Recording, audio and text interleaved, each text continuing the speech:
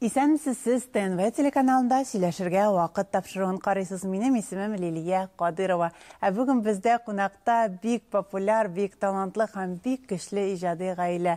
Галиәскәр Камал театры артистлары, Муса Җәлил исемендәге дәүләт премиясе лауреатлары, Татарстанның ат казанган артистлары Динә һәм Илнур Закировлар булыр. Урман эшләрендә урман керсәм чыгаламам инде, төрле агачта төрле кошлар сайрар күз аламам инде.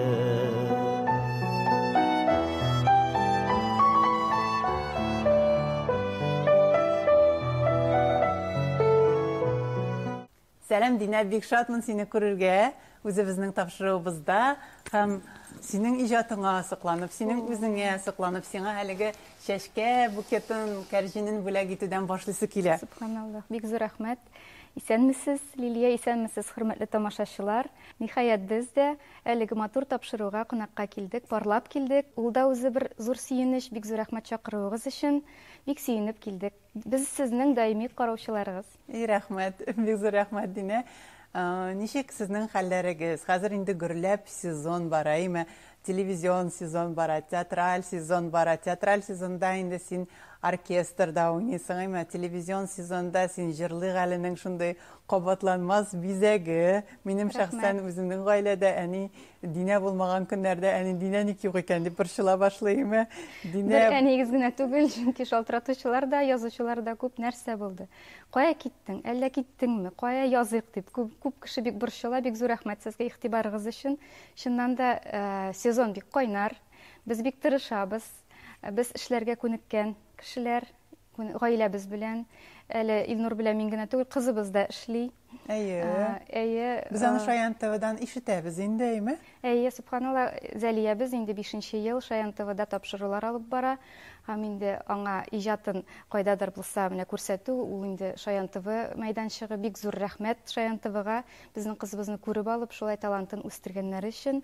Инде хәзер Зәлиягә зур текстларны ятлау берни тормый, чөнки ул өйрәнгән, ул андыйны белә, камерадан курку юк. Шаян өйрәткән. Әйе. Зәлия шулай ук безнең театрда эшли, күп спектакльләрдә катнаша. Гомумән алганда Зәлиягә 2 ай булганда без аны театрга алып килдек. Гримеркада тәгәрәп үскән бала ул. Инде авылда Акбайны кеше уйнаганын ул белеп, туганда белеп туды. Сезнең гомумән икегез дә инде театрда танышкан, театрда кавышкан, сезне иҗат берләштергән дисәк тә була бит инде, әйме? Гомумән син 5 яшеңнән инде скрипкада уйныйсың. Менә без икебез дә әни буларак әйтәле, менә скрипкага биргәндә ниндидер кагыйдәләр бармы? Нәрсәгә таянырга кирәк? Ничек менә аңларга, нәкъ менә скрипкага бирергә кирәк икән? Әлбәттә бар. 5 яшымда мине әнием җитәкләп музыка мәктәбенә алып килде. Һәм инде нәкъ скрипканы сайлау әниемнең зур хыялы. Һәм инде менә әйтәләр бит әле балалар әти-әнинең хыялларын тормышка ашыручы кешеләр дип, инде скрипка минем әниемнең зур хыялы булган, кичкенәдән бирле үлеп гашык булган уен коралы ул скрипка иде. Әни үзе баянчы минем, укытучы иде. Әмма ләкин скрипка аның өчен музыканың патшабикәсе дип әйтәсе килә. Музыканың иң зәвыклы, иң бөек ноктасы дип уйлаган. Авыл җирендә туып үскәнгә күрә, авыл җирендә скрипка булмаган. Һәм әнинең хыялында калган, әмма ләкин миндә ул хыялы тормышка ашырылды дисәң дә була. Мин консерваторияны скрипка буенча бетереп, инде хәзер менә дустымны кочаклап, дөнья гизеп, дөнья күреп, кешеләргә матурлык өләшеп, менә шулай хезмәт итәм. Һәм бу минем өчен зур бәхет. Әни-әниләргә рәхмәтлемен. Әлеге кәсепне миңа, әлеге һөнәрне сайларга ярдәм иткәннәр өчен. Шуны әйтәсем килә, әти-әнигезнең сүзләрен тыңлагыз. Алар һәр вакытта дөреслеккә генә юнәлтә, дөреслек теләп кенә, яхшылык теләп кенә эшлиләр, киңәш бирәләр әти-әниләр. Гәрчә ул вакытта шулай тоелмаса да. Әйе, мин инде әллә ничә тапкыр скрипкамны ташларга уйлаган чакларым да булган иде кичкенә чакта.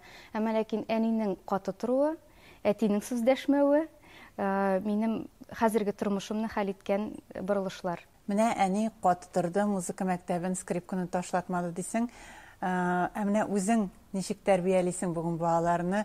әниең сиңа биргән ниндидер кагыйдәләрне искә төшерәсеңме? Я булмаса инде бүген заман башкача, әзгенә башка методларны кушып җибәрәсеңме? Әни буларак сөйләле. Тормышта мин йомшак кеше, ләкин әни буларак әзрәк катылыгымны да күрсәтергә туры килә.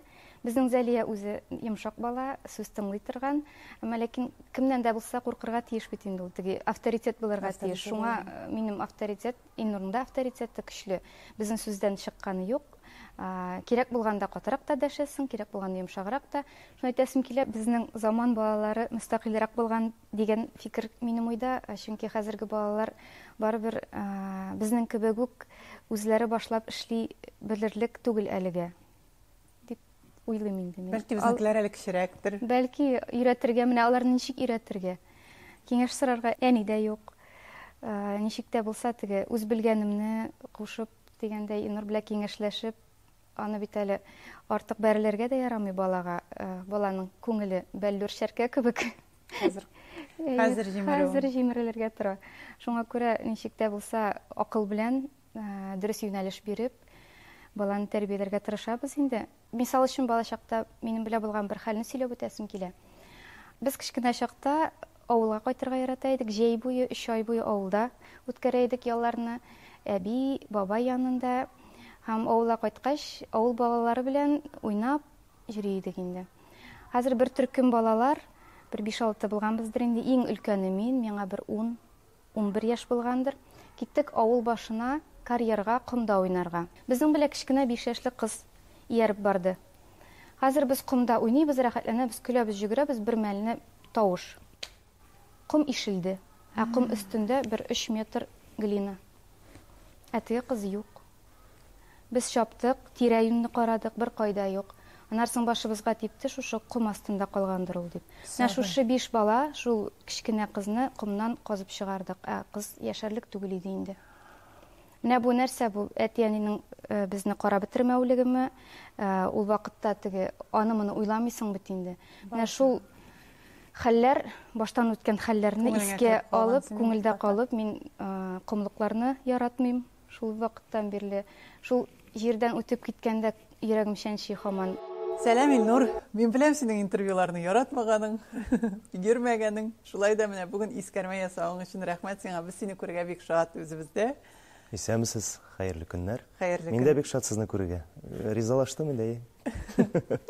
Рәхмәт. Менә гомумән язмыш шуклыклары синең тормышта һәрвакыт булган име? Син әтнәдә зоотехник белем алгансың, урта белемме? Ләкин шулай да сине язмыш республикабызның төп театрына алып килгән. Язмышның шуклыгы минем белән шаярыуы бик күп булды дип әйтсәм дөресрәк булыр. Сөйләп китимме шул турыда? Әйдә. Хәзер минем апам, без гаиләдә 4, мин үзем Әтнә районы Күшәр авылында дөньяга килгәнмен. Син төпчеге? Мин иң төпчеге. Без 4. Әнием гади колхозчы, әтием дә столер иде, токар дип әйтик инде, тракторист, бөтен һөнәрне белә торган иде. Һәм 2 апам, мин 2 укытучы, башлангычларны укыталар, әле дә укытучы алар. Абыем минем инде Казанда үз гаиләсе белән яши, ул вертолетный заводта эшли, вертолетлар эшлиләр инде. Мин инде бөтенләй аларга охшамаган, иҗат дөньясына чумган, иҗатка ихластан гашыйк бер зат булып дөньяга туганмындыр инде. Иҗат дөньясына кирип китүем минем баштан башлык, мине безнең авылда 9 еллык мәктәп, 9 еллык мәктәпне бетердем дә мин. 4 бар, 5 бар, кая барырга белмим, миңа барыбер иде. Ничектер? Кая таба тәгәрәсен әйтәм. Була бит шундый теге ваемсыз вакыт. Шундый вакыт иде инде ул. Мине апалар утырдылар да, яра безнең юлдан китерсең, син укытучы булырга тиеш. Безнең нәселебездә дә ират укытучы булырга тиеш дип, мине хәзер күрше авылдагы 10 белән 11гә укырга кудаладылар. Дөресрәк әйтсәк. Һәм инде мин анда бер атна укыганнан соң дөресен әйтик, чөнки хәзер дус инде, менә ул 2099-ның ахырлары, 2000 еллар башы, үзебез беләбез бит инде, теге күрше авыл белән күрше авыл бик дус түгел. Беләм мин андый вакытларны. Элек-электән үк менә нишләптер, 2 километр гына араймы, юкса, бер дус түгел. Шунда мин 2 атна укыдым да бер укырга менә нишләптер менә йөрәгем тартмый дип әйтәләр бит, аягым тартмый, укыйсым килми. Сугыш калап талган булгандыр. Бөтен үзем белән йөргән малайлар бөтен сәетнәгә китәләр. Анда урта белем алалар да. Бухгалтерский юл, бухгалтерский учет дип атала инде ул. Ул юл ул вакытта бик модада иде. Хәзер минем дә шунда барасы килә башлады. Инде хәзер мин мендем дә бөтен документларны алып төштем, әйтәм мин сездә укымыйм. Бу инде сентябрьнең 15-нче, 16-нчы числолары иде. Жизнәм белән киттек без. Ул вакытта әле Илгиз Мәхмүтович дигән җитәкче иде. Ярар, без сине быел ала алмыйбыз. Бухгалтерский учет тулды, бухгалтерский дип әйтегене курс тулды ди. Без сине тыгып торабыз за техника, син анда 1 ел укыда, 2нче елны укып бетергәч без сине күчерәбез. Бухгалтерскийны дәвам итәсен диделәр.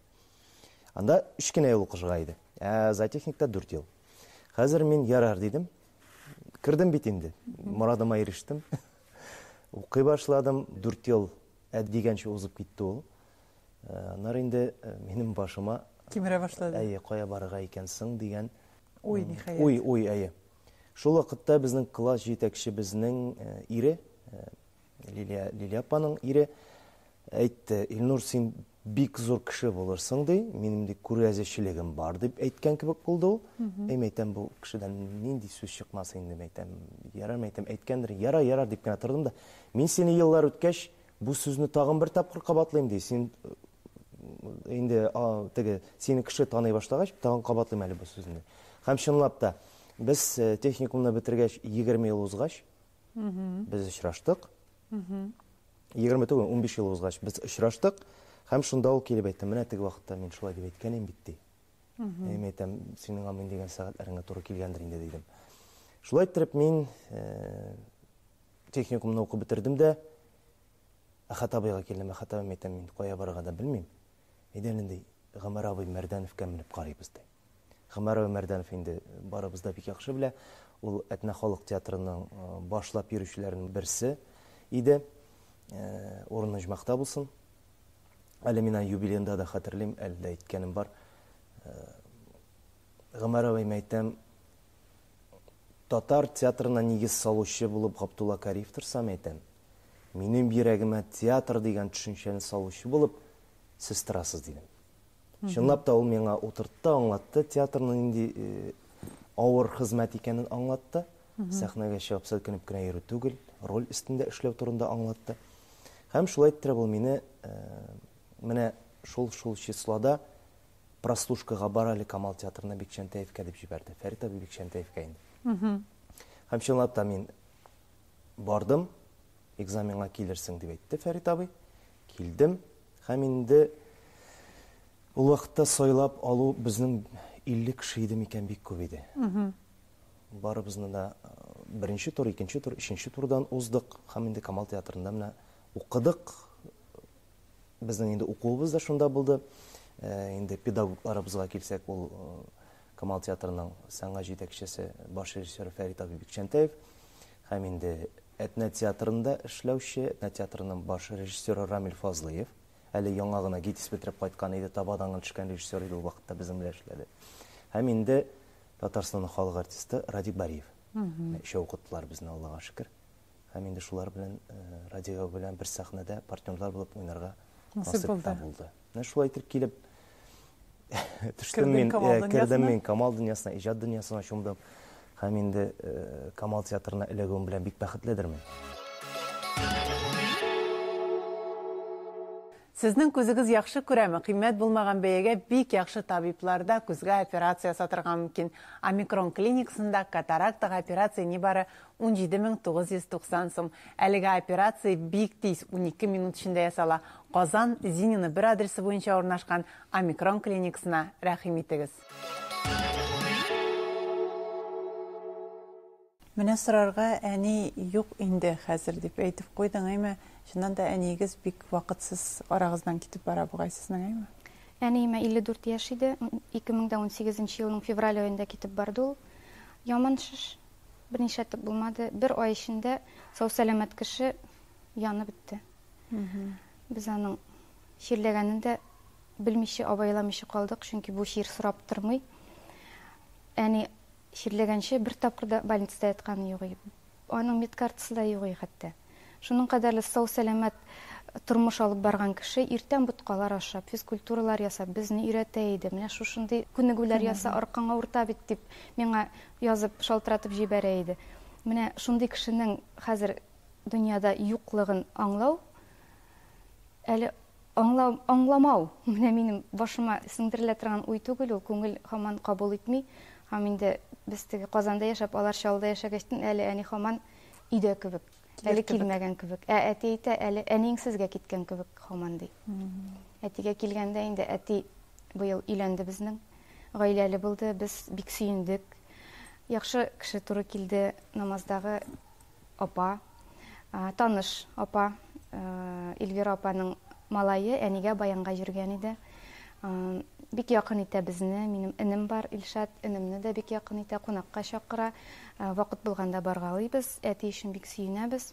Әле менә җәйдән бирле инде әти безнең больницаларда ята, инфаркты булды. Шуның белән әле дә аякка көчкә басып килә. Эльвира апага зур рәхмәт, аны карый, тәрбияли. Әтинең хәле хәзер күпкә яхшырак, Аллага шөкер. Сау-сәламәт булырга ястын инде. Хәзерге көндә инде үзеңне саклап яшәр вакытка җитте ул. Аңа 61 яшь. Инде мин аңа үзем дә әйтәм, үз рәхәтеңә, тыныч кына, барасы җиреңә барып, тәмле әйберләреңне ашап, менә шулай үзеңне карап яшәргә кирәк. Инде хәзер эшләнгән. Без инде аякка баскан, Аллага шөкер, энем Илшат та Казанда яши безнең. Теге әти-әни хыялы дигәннән, әнинең хыялы консерватория белән скрипка булса, әтинең хыялында инде инженерлар, бай кешеләр. Элек шундый бит инде стереотиплар. Инженерлар, бай кешеләр һәм КАИ иң яхшы уку йорты. Безнең Илшат КАИ битерде, инженер машиностроение. Күптән түгел баш ваткыч тапшыруы чыкты бит инде эфирга. Анда сезнең коллегагыз Алмаз Гәрәев әйтә, Илнур ул беренче вакытта гел аска карап кына уйный иде спектакльләрне ди. Һәм аның сәбәбе аннан соң ачыкланган. Ул анда динәне күзләгән, динәгә гашык булган икән. Шуңа күрә ул аска карап уйнаган. Аста оркестр утыра бит инде. Сөйлә әле әзгенә шул танышу, кавышу вакытларын. Яшьрәкләр спектакле вакытында Илнур белән күзләр очрашты, теге 3 көн була бит әле. Сызылып китте, шуннан бирле без бергә дисәң дә ялгыш булмас. Тагын да дөресрәге, яшьрәкләр спектаклен бик күп уйнадык.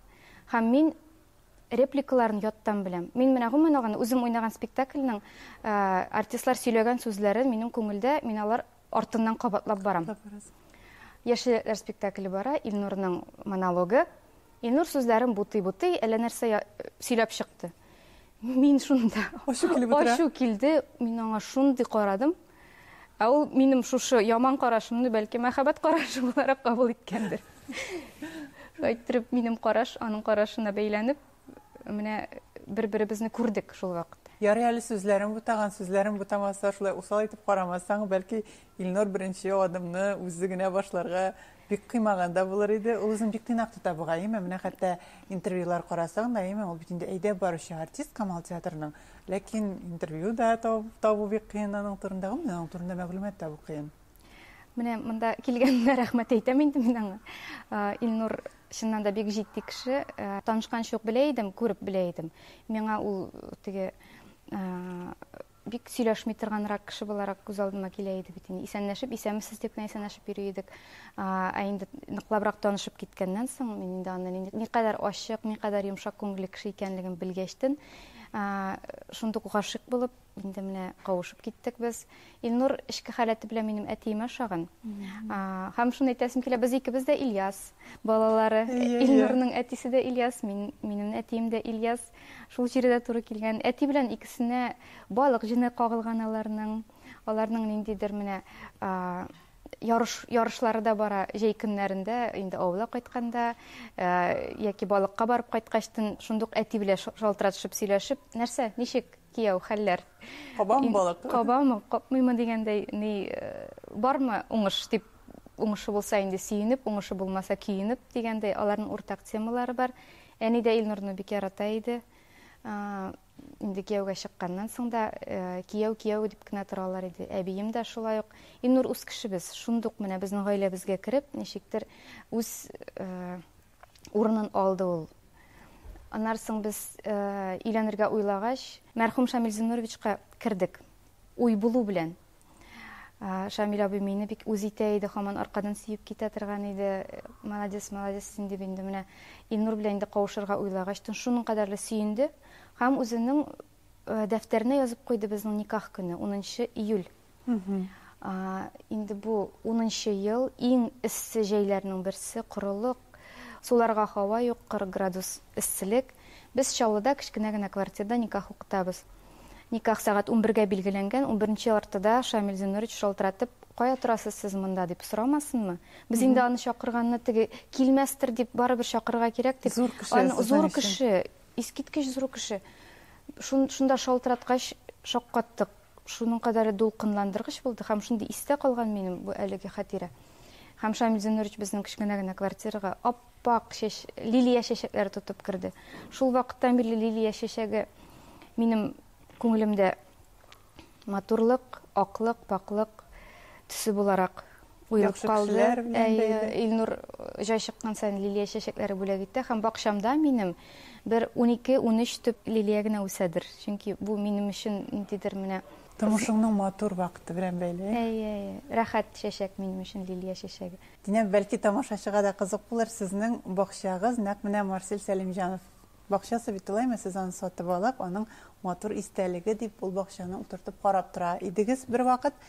Бу әле шулаймы? Ничек бакча? Бакча безнең өчен аерым бер дөнья. Без чыннан да Марсель абый Сәлимҗановның бакчасын алып, шунда җәй айларын үткәрәбез, бакча үстерәбез, йортын карыйбыз, тәрбиялибез. Тапшыруга күңелле мизгел өстәп җибәрү нияте белән без Илнур белән бүген ТНВның Telegram каналында сезгә Галиәскәр Камал театрына билет уйнатырга булдык. Минем сорауга дөрес җавап бирүче шушы бүлекнең иясе булачак. Менә күптән түгел генә Камал театрында яңа премьера чыкты. Ул Илгиз Зәйнеевнең "Ситса туй" спектакле. Әлеге "Ситса туй" спектаклендә Илнур Закиров кем исемле персонажны уйный? Нинди образ башкара? Җавапларыгызны көтеп калабыз. Син шулай ук бик матур шигырьләр дә укыйсың, конкурсларда катнашасың. Камал театрында әйдәп баручы актер булудан тыш әлеме. Шулай ук син ТНВ телеканалының зур проекты Татар сүзе җиңүчесе дә бит әле. Әз генә менә шул конкурсларга менә алар нәрсә бирә, шул турыда да сөйләшик әле. Ничек сайларга менә бик тиздән яңа Татар сүзе бәйгесе булачак. Менә әгәр дә безнең хәзер телеэкран артында утыра икән бер кеше, аның да йөрәге яна икән конкурска барырга дип, нәрсәдән башларга кирәк? Җиңүче буларак. Серләрне әйт әле. Иң беренче нәүбәттә ул шигырьне аңларга кирәктер, нәрсә турында ул. Менә һәм конкурста катнашам да, бик әйбәт итеп видео яздырам, фон әйбәт итеп сайлыйм. Син шигырьнең мәгънәсен аңламасаң, аның мәгънәсен үзең аңлап, тамашачыга җиткерә алмасаң, синең укуыңнан бернинди файда юк. Беренче нәүбәттә әйтәм бит, ул кешенең ул шигырьне ничек итеп язуын, шуны ачыкларга кирәк, белергә кирәк дип инде. Һәм инде нәрсә турында, анда төп мәгънә нәрсә турында, шуны аңларга кирәк. Һәм инде тагын шуны әйтәсем килә. Инде быелгы сезон тамамланып килә бит инде. Менә Алла бирсә, март айында тагын яңа җиңүчеләрне билгеләячәкләр. Һәм инде 1-2 ай узганнан соң үзегезне сынап карарга була. Яңа шигырьләр яздырып җибәреп, матур иттереп, анда мәсьәләләр бар бу гаилә тагын аннан теге әсәрләрдән үзекләр укысагыз була бу. Күп инде. Сынап карасаң булай, бәлки язмыш сезгә дә күзен кысып куяр. Оңшылмайып куяр. Караймын, буда читтән карап торганда, син бик җитди, нык җитди кеше кебек. Ләкин тормышта сөйләшә башлагач, аралаша башлагач, син бик шаян, син бөтен нәрсә белән кызыксынасың, балыкка йөрисең, гитарда уйныйсың. Хәтта Динәгә дә әйтә торган булганнар, бигрәк авыр кеше кияүгә чыккансың инде син дип. Шулаймы? Динәгә әлдә хәтерлим әйткәннәре бар, күршеләр ул вакытта бит общежитиедә яши. Ай-яй динесин, Аллах Тағала оңышлықлар берсін енді. Бигерек серьезный, бигерек усал әдемге кеу шықты. Шуны динесилерді рәхәтләніп күлдік. Әрім әйтәм, динес шулай деп ойласынлар мәйтәм. Аңа бит ішке дүния мәйтәм, барысына да ашық бұларға тиіш түгіл енді кіші, шулай бит. Тем более ижат кішісі. Мен біріншіден козерог, кәжемегіз шуға көре, шундай көрінен тұрған бұлдар енді мен. Шундар соң енді мен шундай дресс-код шекілі киінерге айратам. Абиште қорадан жүрейім, яки оқтан, шундай киімдер яратам енді. Анары ижат кішісі бүтін кішіге шопта біте алмай біте әлі? Yok, алай тиішті түгілі. Анары міне ижат кішісігіне түгіл, любой кішіні алығыз. Аңа келіп айталар екен, сен аңа шамайсың. Аны ойлап та бермейші. Ижатта да шулай болға тиіш. Бұл сеңа шундай сөз айтты, бұл сеңа сондай сөз. Түрлісін іштерге тұру келіп етінде. Мен аңа иқтибарды айтмайым қа. Чүнки неше ел ішләп енді сәхнәдә күпме спектакльләр тудырып, спектакльгә рецензия язган кешеләрне, журналистларны арасыннан да әйтәм, нәрсә генә язсыннар, тегеләй дип, булай дип язсыннар шунда. Миңа барыбер ничектер. Мин бернәрсәгә дә исем китми. Менә бер көнне Вахитов районының 50 еллык юбилее булды Камал театрында. Шунда минем белән чыга торган партнерым дулкынлана инде. Син сүзен булай дип, син сүзен булай дип әйтәм, Гөлчи, ни, карам әйтәм, дустым. Монда бит әйтәм, мәгънә бит. Ничек әйттең дә түгел, ничек язылган да түгел. Төп концепциясын аңлаганбыз икән әйтәм шул турыда. Анда әйтәм, мин 15 сүз кыстыра алам. Шул ук сәхнәгә уйнап чыгабыз да, всё. Аны утыручы тамашачы аңламый да. Юк, калай буларга тиеш түгел. Әйтәм, син артык кабул, каты кабул итә торган кеше икән әйтәм. Ой, син бик җиңел кабул итәсең. Әйтәм, мин уйлап та бирмим. Аннан соң чыккачын, ой, шундай җиңел булды. Шундай җиңел уйнап чыктык. Әйтәм, син борчыласың кирәкмәгән өчен. Дөньяны үзебез катлауландырабыз ич без. Әйе, сәламәтлегеңне бетерәсең әйтәм, үзеңне ашыйсың. Кирәкмәгәнгә борчылып. Үтә дә китә ул әйбер, үтә дә китә. Бер Зөлфәт абый Хәкимнең Мылтык дигән спектакле барды бездә. Әйе. Анда Габдулфат абый Шәрәфиев бер сүзе бар иде. Самый главный ашказанын сакла дип. Ашказан нәрсәдән авырта ул? Нервыдан авырта. Нервыдан авырта. Зөлфәт абыйның шундый фәлсәфәне шундый гади генә сүзләр белән. Әйе, тонкий юморы бик көчлән Зөлфәт абый. Матур гадәте бар шул. Менә артистка бит әле ул эмоциональ стабильлек әйе аңлашыла. Әле бит физик халәтне дәгел формада тотарга кирәк, чөнки спектакльдә төрле моментлар бар. Карыйсыңмы бу якны үзең? Мин алай ук теге тренажерный залларга бик йөрмим. Иемдә турник бар. Отжимание көнгә, пресска, аннан соң безнең атнага 2 тапкыр Камал театрына бию дәресләре уза. Станоклар, ниләр, Сәлим апа Аминова. Сәлим апа искиткеч хореограф. Әлеге дә баягы анда Илдус абый Габдрахманов әле дә булса станокка йөри безнең белән. Шөгыльләнә дип әйтим инде. Аңа ничә инде? 50 ничә? Күренеп тора, Илдус абыйның шөгыльләнгәне. Ансыз булмый да ул. Ансыз булмый да ул. Ала. Бию пәринде ансыз булдыра да алмый ул аны. Әйе. Шак катасың. 20 ничә яшьлек мала уйнап йөри дисәң, аңа 50 ничә яшь. Әйе. Бию пәри ишеннән дә искиткеч матураны Илдус абый шул хәтлек тәмле итеп, гашыйк итеп бирә. Ләкин менә сезнең яңа чыгарган премьерагыз Сицетой шулай ук бик матур биюләр белән, хореография белән бара. Озак әзерләндегезме? Гомумән бию ничек бирелә? Сиңа кайбер җырлаган кеше әйтә бит инде, мәсәлән, бию миңа бик авыр бирелә ди. Мин элегрәк ул нәрсәдән килде икән? Биюгә мәхәббәт педагогтан килгәндер инде. Радига Бариев безнең бит инде үзегез беләсез.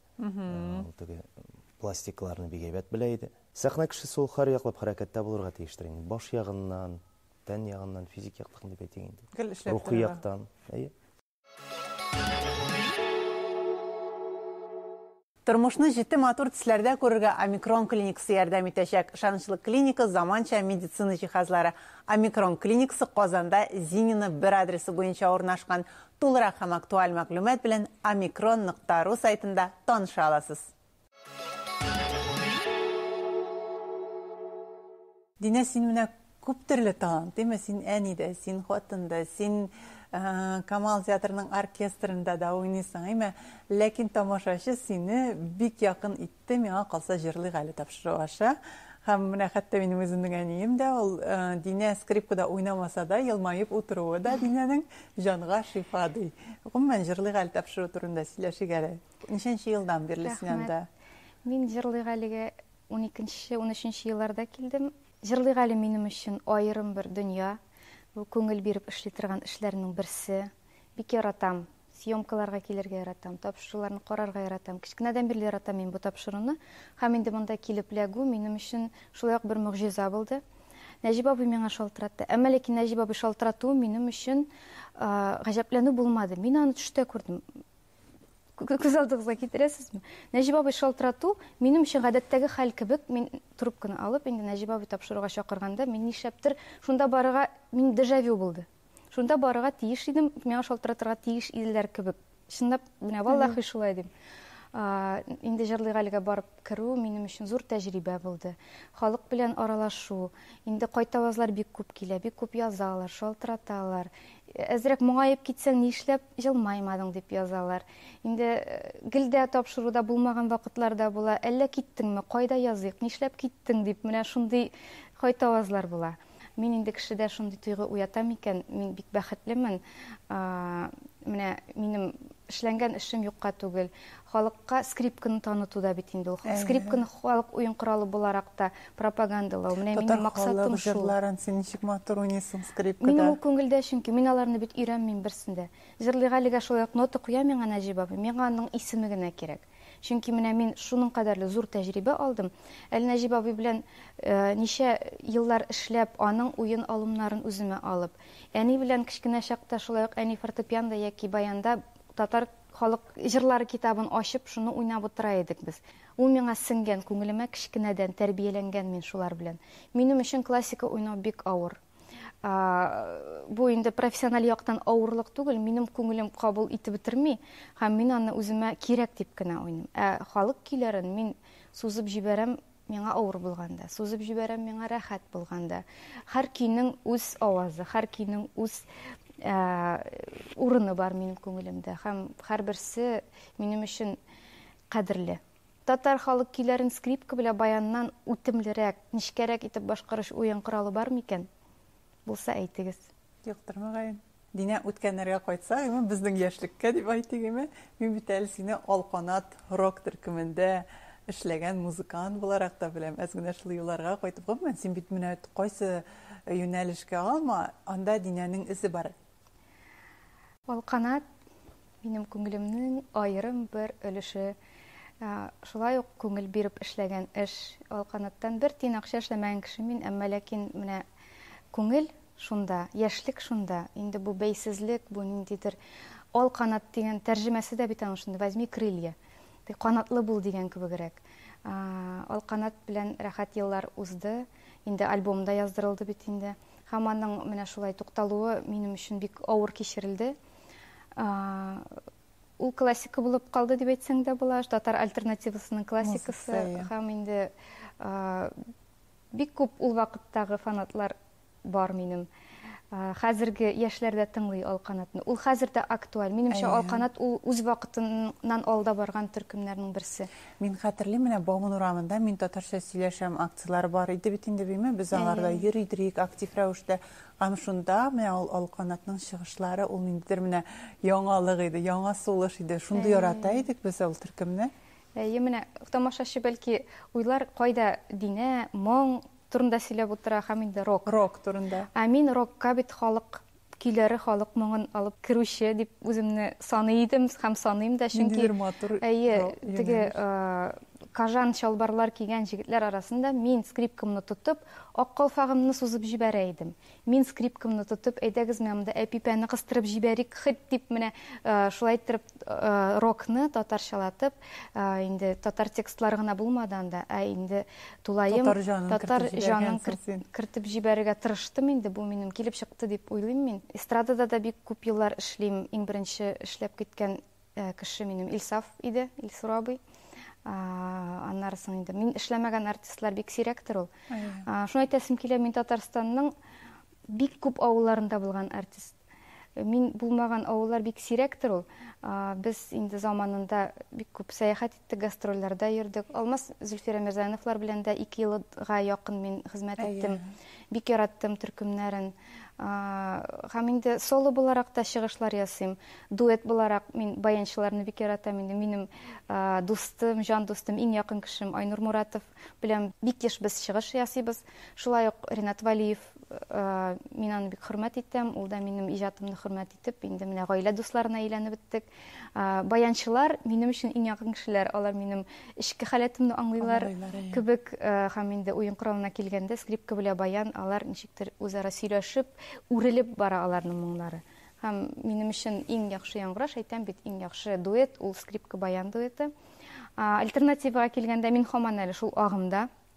Ями Music лейблында. Сез бит әле быел культура каналына барып та чыгыш ясап, Татарстанның татар музыкасының матурлыгын күрсәтеп кайттыгыз. Быел минем дәүләт телевидениелар йылы булып санасаң да була, чөнки мин теге үткән кыш Мөгъҗизалар кырына барган идем. Мин анда 2 тапкыр булдым. Беренче тапкыр үземнең хезмәттәшемә ярдәм буларак барсам, икенче тапкыр инде үзем катнашырга бардым. Рәхәтләнеп, авыз тутырып татарча сөйләшеп кайттым, бүләкләремне тапшырдым.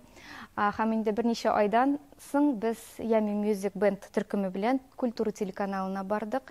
Бик кәттә тапшыруларның берсе Шабыловка 37 тапшыруына барып, бик яхшы чыгыш ясадык без анда. Андагы продюсерлар шаккаттылар. Без сездән андыйны көтмәгән идек ди. Сезнең иҗатыгызны, менә иптәшеңнең дә, синең иҗатыңны да хөкүмәт дәрәҗәсендә күреп бәяләп торалар. Син Муса Җәлил исемендәге матур премияның лауреаты, син бүген Татарстанның атказанган артисты.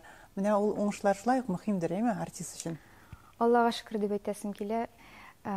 Бик зур рәхмәт җитәкчеләргә, Камал театры җитәкчеләренә, өстәге җитәкчеләргә безнең хезмәтне бәяләп күрә белгәннәре өчен. Бу артист өчен мөһим әйбер. Күп кеше нәрсәгә кирәк ул, миңа кирәк тә түгел, алып та тормыйм дип әйтәләр. Әмма ләкин биргәч, аның менә ниндидер канәгатьләндерү хисе күңелдәге рәхәтлек биреп тора. Син бит нәрсәгәдер барасың иҗатың белән. Юкка гына иҗат итеп ятмыйсың. Ниндидер менә шушылы күреп алып, молодец дип әйтүләре дә үзе бер этәргеч бирә, иҗат итәргә көч бирә.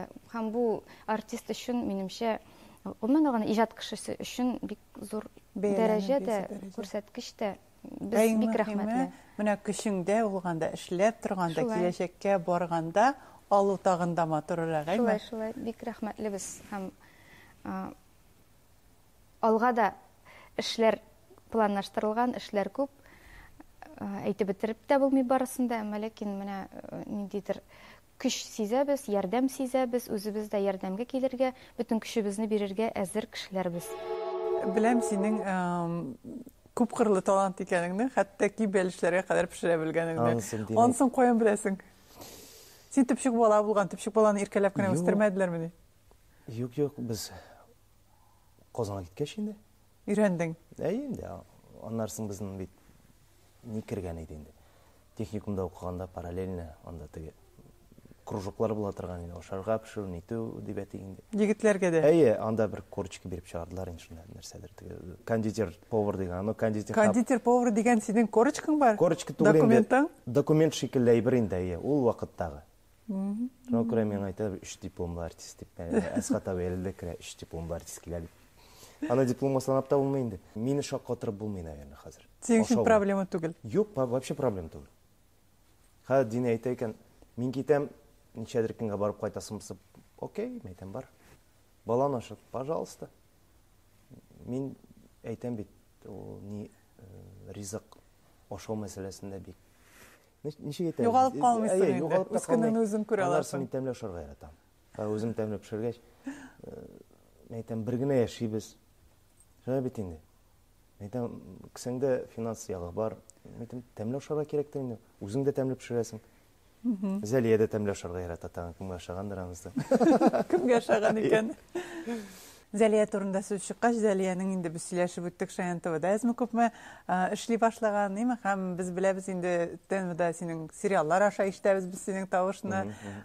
Элек күрә дә идек, һәм Шаян ТВда шулай ук мультфильмнар, ракетлер тәрҗемә иткәнегезне ничек сиңа мондый тәҗрибә? 2009-да килдем ТНБ-га, анда әле татарча сериаллар бара иде. Дубль видео студиясында тәрҗемә иттем. Дубль видео эшләйде әле вакытта. Менә син хәзер әйттең дә, шул вакытта кабызган кебек булды. Ал вакытта Рамил абый тавышы иде. Юк, менә ишеткән бар син тыңлап торганда. Әлеге сериал Татарстан телерадио компаниясының Дубль видео студиясында тәрҗемә ителде дип әйтәләр. Рольләрне укыдылар. Һәм инде Шаянтова оешканнан соң, бер ай үткәч, 2 ай узгач микән? Бер ай узгач Роза Адиятуллина мине үзләренә чакырды, шуннан бeri анда эшлибез. Андагы проектларыбыз да күп, Аллага шөкер. Ничә мультфильм сезнең аша үтте инде? Ничек уйлыйсың? Хәтерләмим. Иң яраткан мультсериалың герое кем һәм шуңардан бер генә җөмлә әйтеп күрсәт әле безгә. Иң яраткан мультсериал Ниндзя Ташбакалар, Черепашки ниндзя. 5 сезон без аны эшләдек. Дусларыбыз белән инде. Аманда бар иде. Күп персонажны тавышландырырга туры килде инде. Мул әйтеп сөйләшүчеләрне дә, һәм инде монда шәрәдерне дә. Үзенә күрә шундый. Кот Матроскин синең тавыш белән сөйләмиме? Матроскин ансы да минеке. Синең тавыш белән сөйләшә. Менә бит нинди күңелле геройлар ясап. Булган хәлләрне күптән кирәк онытырга. Иртәгәдән башлап. Бу Матроскин җырлап утыра. Әйе, мич буенда. Әти һәмәне кунакка килгән. Шундый тавышлар белән утырабыз инде. Иҗат дөньясында шуны. Күңелле, аннан соң иң мөһиме бу бит файдалы, күпме бала татарча карый, татар теле колагына, күңеленә керәме? Рус телендә генә карамый, үзенең туган телендә дә карый һәм аннарсын аларга да бик файдалы. Анда эшләүче артистларга да бик файдалы. Чөнки ике яклы. Анда бит инде беренчедән дикцияң синең әйбәтләнә сөйләшергә. Аннарсын ул 1 минут эчендә ничә персонажга әйләнеп алырга кирәк бит, димме? Хәзер менә Оскар Усмановны барыбыз да беләйин, димме? Денис Орлов. Алар белән эшлибез. Оскар белән эшләгән вакытта сиңа ничек кабызырга ди Оскар? Оскар мәйтәм, син кабыз. Кабыз да мәйтәм, кит. Ничек инде дим. Мәйтәм, син кабыз да китмәйтәм. Бераздан килерсең дә мәйтәм, сверим мәйтәм, дөрес микән, юк микән? Китә дә мин. Анда рәттән укыйлар икән 2 персонаж. Менә булай итеп сөйләшә торган беләм. Менә булай итеп сөйләшә торганнар. Менә шул укып барырга кирәк. Шал. Анда хәзер Оскарда ияләште, килеп шәйләрен ишә. Всё, туктатабызмы? Тикшерәбезме ди. Тиз бара, Аллага шөкер. Хәзер инде бу синең өчен дә гадәти эшкә әйләнде. Гадәти эш инде. Кара, менә Кот Матроскин синең бик кызык килеп чыгаем. Ничек уйлыйсың, ни өчен икән? Ни өчен икән? Чөнки безнең өебездә 9 килограмм мәче бар. Дымка дигән. 14 ел яши инде безнең белән. Син халкын белеп бетердең. Халкын белеп бетердем. Анан дин әле шаяртып, мәче сиңа шаган икән ди. Кайчан да миңа карыйм да, брат, мәйтәм, мин шундый микән дип тә куям. Анан сөйләшү ул менә күптән түгел туган көнгә җизен килде дә инде. Карап сөйләшә торган пси икән бит. Гел нә ул теге уршәтә возмущаться итсә, аның үзен ни бар? Кемдер сүгә ул, кычкыра ул, сине каршы ала, сәлам дигән кебек. Шулай сөйләшергә өйрәнәсең инде. Бу синең Кот Матроскинга ошаган бит, персонажыңа. Үзе дә ошаган Кот Матроскинга. Нәкъ шундый соры төстә. Менә шуңа бик әйбәт килеп чыкканда инде ул синең. Гомумән менә дөньяга, иҗатка мәхәббәттән кайтыйк әле динәгә булган мәхәббәттән, ниме? Ничек башланды мәхәббәт тарихы? Мәхәббәт тарихы Камал театрыннан башланды. 2009 ел вакытта Фәтхи Бурнашның Яшь йөрәкләр дигән спектакльне репетиция бара. Һәм ничектер күзем төште, анда бит инде сәхнә алдында үз-үзләс оркестр утыра. Ничектер нәрсәне дөрес әйтмәдем микән? Менә ул итеп кенә карап куйды, үз карашын беләсең, менә ул итеп карап куйды. Менә шуннан кабынып китте инде ул. Кирәгенә Камал театры. Ишкын булды инде шул карашта.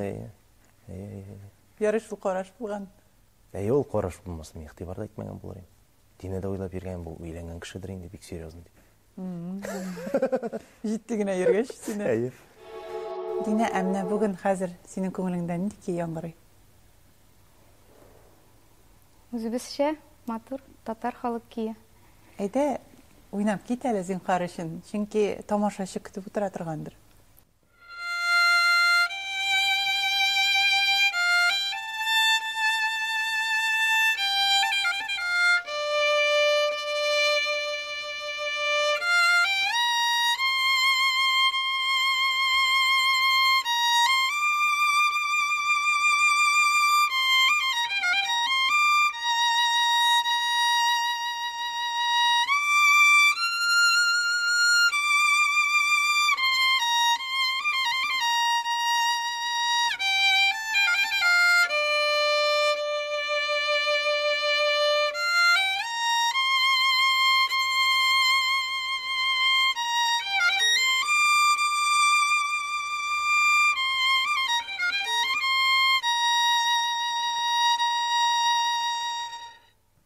Рәхмәт сиңа, Динә, әлеге киең өчен, гомумән булганың өчен, татар сәнгатенең шундый матур бизәге булып, татар җырын яшь күңелләргә алып барганың өчен, скрипкага гашыйк иткәнең өчен, гомумән алдагы көндә гаиләңә, үзеңә, иҗатыңа уңышлар теләп калабыз. Бик зур рәхмәт, Лилия, чакыруыгыз өчен. Бу чыннан да зур дәрәҗә сезне тапшыруга эләгү. ТНВ каналына җитәкчеләренә бик зур рәхмәт. Безне яшьләрне шулай зурлап алып, халыкка танытканнары өчен мин чын күңелдән рәхмәт әйтәм. Чыннан да бу зур майданчык иҗатыңны күрсәтер өчен, гомумән алганда татар халкына танылу өчен, һәм инде минем ярты уңышымның күбесе ТНВдан тора дип уйлыйм. Сез булмасагыз, без шундый дәрәҗәләргә ирешә алыр идек микән? Бик зур рәхмәт, Динә, бергә Алла бирсә ТНВда күрешергә язсын. Сау сәламәт булыгыз, үзегезне саклагыз. Илнур, без беләбез инде синең Камал театрының әйдә барышы актерлар составына кергәнеңне, бик яратып җырлаганыңны, гитарда уйнаганыңны. Әйдә тамашачы өчен бер җыр. Тамашачылар, һәрберебезгә исәнлек, саулык, сәламәтлек телим, һәм инде яратылып яшәргә насыйп булсын бу җир йөзендә һәммәбезгә. Һәм инде барыбыз да белгән яратыгыз җырын җырларга тәкъдим итәм. Киттекме, әйдә? Яратырга килдек без бу җиргә, яратмаган йөрәк яналмый. Яратмаган йөрәк түгел, яратмаган йөрәк кирәк түгел, яратмыйча безгә ярамый. Яратыгыз туган телегезне, яратыгыз туган илегезне, бернигә дә карамый, мәхәббәтсез яшәү ярамый. Яратыгыз газиз аналарны, яратыгыз газиз балаларны, бернигә дә карамый, мәхәббәтсез яшәү ярамый. Әлеге күңелле мизгелләрдә безнең иҗат төркеме сезнең белән бер атнага саубуллашып тора. Үзегезне һәм тормышны яратып яшәгез.